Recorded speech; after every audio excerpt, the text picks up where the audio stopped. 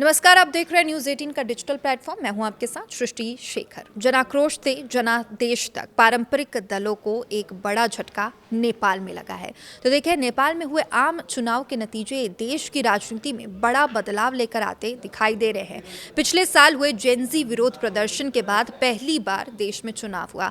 Gen Z प्रदर्शन पूरा देश देख रहा था और देश के साथ ही पूरी दुनिया इस पर नजरें बनाई हुई थी। और अब जो पहले हम शुरुआती रुझान देख रहे थे पारंपरिक राजनीति दलों को, उसमें झटका लगता दिखाई दे रहा था और वो सही हुआ। मतगणना के शुरुआती नतीजों में काठमांडू के पूर्व मेयर बालेन शाह की राष्ट्रीय स्वतंत्र पार्टी की बड़ी जीत नजर आ रही थी और अब वे जीत चुके हैं।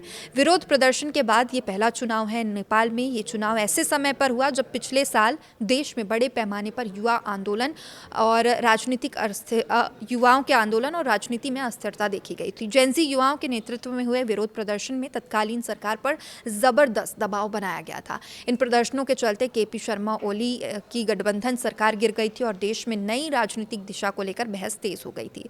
अब इसी पृष्ठभूमि में गुरुवार को हुए आम चुनावों में करीब 60% मतदान दर्ज किया गया। पारंपरिक दलों को इसमें बड़ा झटका लगा और जो शुरुआती रुझान है उसमें भी नेपाल की 3 बड़ी पारंपरिक पार्टियों को नुकसान होता दिखाई दिया।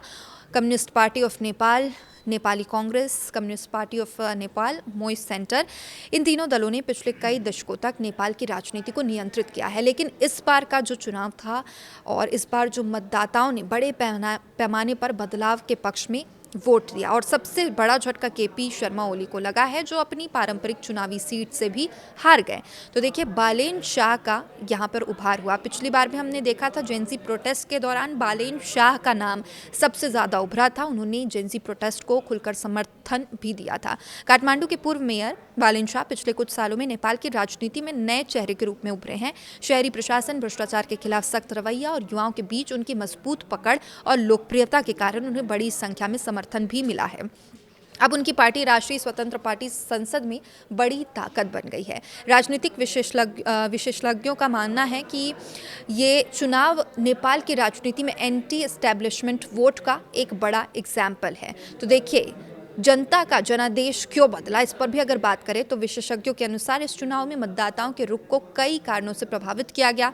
पहला तो है कि पारंपरिक दलों से जनता की बड़ी नाराजगी थी। बेरोजगारी और आर्थिक चुनौतियों से नेपाल जूझ रहा था। भ्रष्टाचार के लगातार आरोप लग रहे थे। युवाओं की राजनीति में भागीदारी बढ़ी थी। तो देखिए, जेनजी आंदोलन के बाद युवाओं में बदलाव की मांग और तेज हो गई थी, जिसका असर सीधे चुनाव के नतीजों में दिखाई दिया है। अब सवाल यह है कि अब आगे क्या होगा। अगर जो देखिए, अंतिम नतीजे तो हमने देख लिए। नेपाल में नई राजनीतिक व्यवस्था और गठबंधन की अब इसके बाद संभावना दिखाई दे रही है। विशेषज्ञों का कहना है कि चुनाव सिर्फ सरकार बदलने का नहीं, बल्कि नेपाल की पूरी राजनीतिक संस्कृति में बदलाव का संकेत है।